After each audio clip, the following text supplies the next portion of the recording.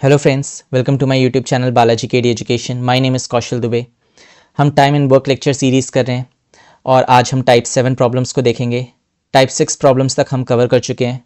सो अगर आपने वो वीडियोस नहीं देखी हैं तो आई वुड सजेस्ट आप उन वीडियोस को जाकर देखें। प्लेलिस्ट का लिंक आपको डिस्क्रिप्शन में मिल जाएगा। So without wasting any time let's start this video. Question है, A and B together complete a work in 12 days. B and C together complete the work in 16 days.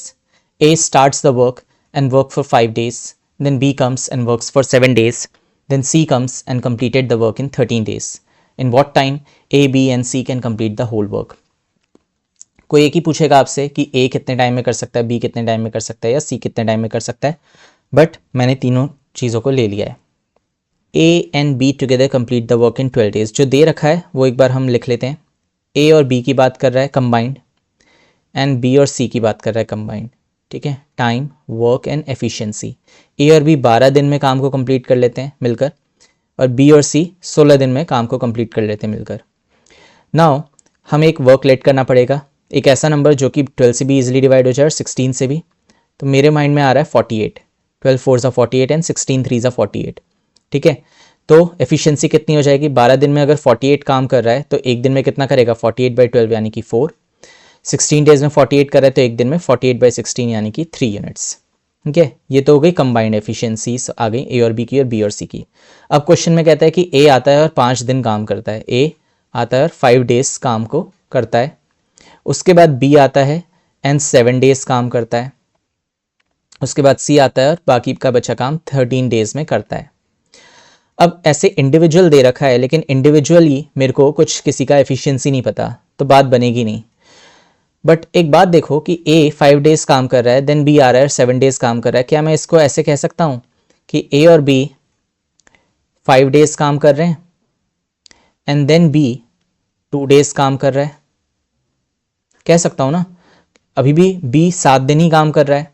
ठीक है, बस B के 7 दिन को में से मैंने 5 दिन ए के साथ बता दिए कि ए और बी 5 दिन काम कर रहा है एंड देन बी 2 दिन काम कर रहा है।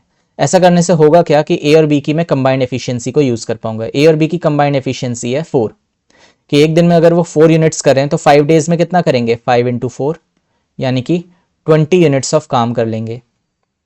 ठीक है, अब देखो टोटल वर्क मैंने लेट किया था, जो मेरा टोटल वर्क था वो था 48।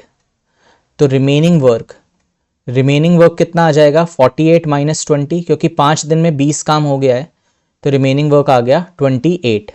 ठीक है, रिमेनिंग वर्क आ गया 28। अब देखो सी 13 दिन काम कर रहा है और बी 2 दिन काम कर रहा है। इसको भी मैं क्या ऐसे कह सकता हूँ? सी 13 दिन काम कर रहा है और बी 2 दिन काम कर रहा है। इसको मैं कह सकता हूँ कि बी और सी 2 दिन काम कर रहे हैं एंड देन फिर सी 11 दिन और काम कर रहा है। कह सकता हूँ, क्योंकि अभी भी सी 13 दिन ही काम कर रहा है देखा जाए तो। बट ऐसा करने से मेरे को बी और सी की कंबाइंड एफिशिएंसी यूज कर पाऊंगा मैं। बी और सी की कंबाइंड एफिशिएंसी है 3। एक दिन में 3 काम हो रहा है तो 2 दिन में कितना काम होगा? 2 × 3 यानी कि 6 यूनिट्स काम हो जाएगा। तो अब रिमेनिंग वर्क कितना निकल के आ जाएगा? 28 था, -6 और कर दो तो अब 22 यूनिट्स ऑफ वर्क बच गए। ये 22 यूनिट्स ऑफ वर्क सी 11 दिन में करेगा।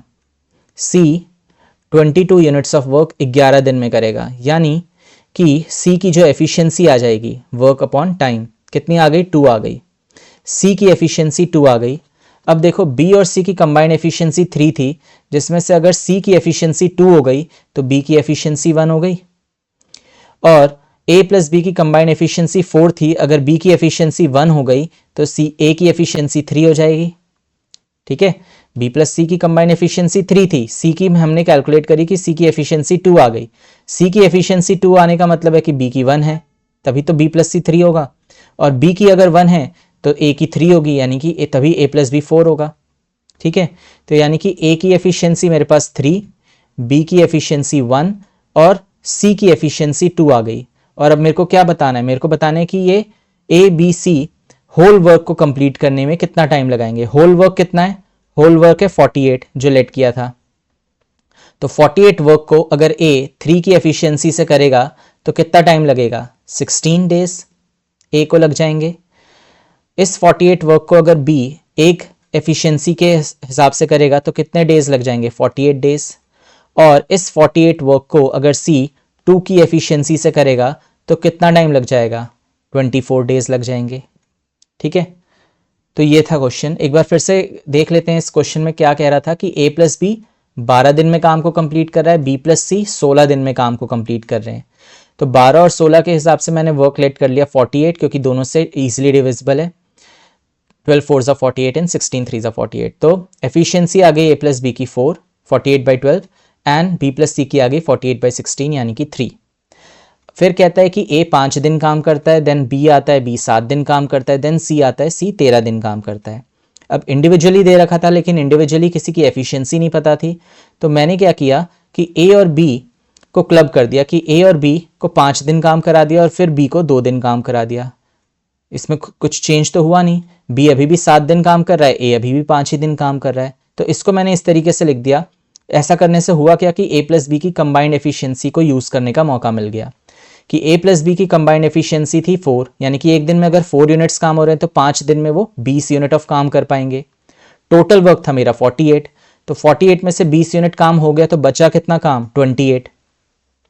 अब B 2 दिन काम कर रहा है और C 13 दिन काम कर रहा है, तो इसको भी मैंने वैसे ही कहा कि B और C को 2 दिन काम करा दिया और C को 11 दिन काम करा दिया। C अभी भी 13 दिन ही काम कर रहा है और B अभी भी बाकी के अपने बचे 2 दिन काम कर रहा है, क्योंकि 5 दिन तो B ने A के साथ काम कर ही लिया। तो अब B और C जब 2 दिन काम कर रहे हैं तो B और C की कंबाइंड एफिशिएंसी मेरे पास थी 3। तो एक दिन में अगर वो 3 यूनिट्स काम कर रहे हैं तो 2 दिन में कितना करेंगे, 2 × 3 यानी कि 6 यूनिट्स काम करेंगे। तो रिमेनिंग वर्क कितना आ गया, 28 - 6। रिमेनिंग वर्क आ गया 28 पहले था रिमेनिंग, उसमें से 6 और घटा दिया तो अब 22 यूनिट्स वर्क बच गया। अब इस 22 वर्क को C कितने दिन में करेगा, 11 दिन में करेगा। तो 22 यूनिट वर्क को C अगर 11 दिन में करेगा तो कितना आ जाएगा एफिशिएंसी, 2 आ जाएगा। वर्क को टाइम से डिवाइड करने पर 2 आ गई एफिशिएंसी। तो C की एफिशिएंसी अगर 2 आ गई तो अब देखो कि B प्लस C की कंबाइंड एफिशिएंसी 3 थी, जिसमें से अगर C की एफिशिएंसी 2 है तो B की एफिशिएंसी 1 हो गई। उसी तरीके से अगर A प्लस B की कंबाइंड एफिशिएंसी 4 है और B की 1 है तो A की कितनी हो जाएगी, 3 हो जाएगी। तो A B C की तीनों की कंबाइंड इंडिविजुअल एफिशिएंसीज निकल के आ गई 3 1 एंड 2। 3 1 एंड 2 आ गया। अब टोटल वर्क होल वर्क कितना था, 48 को अगर A 3 की एफिशिएंसी से करेगा तो A को 16 डेज लगेंगे। उसी काम को B अगर 1 की एफिशिएंसी से करेगा तो B को 48 डेज लगेंगे। और उस वर्क को अगर C 2 की एफिशिएंसी से करेगा तो C को 24 डेज लगेंगे। So this was the question for type 7। तो इस तरीके से आपको कंबाइंड वे में दे रखा होगा A प्लस बी और B प्लस सी का, एंड देन आपको इंडिविजुअली किसी का निकालना होगा कि कितना टाइम उसको लगेगा। सो अगर आपको ये वीडियो अच्छी लगी हो तो please do like, share and subscribe, and bell icon दबाना मत भूलिएगा, जिससे आगे आने वाली वीडियोस की नोटिफिकेशंस आपको मिलती रहें। सो अगली वीडियो में हम टाइप 8 प्रॉब्लम्स को देखेंगे। Till then goodbye and take care.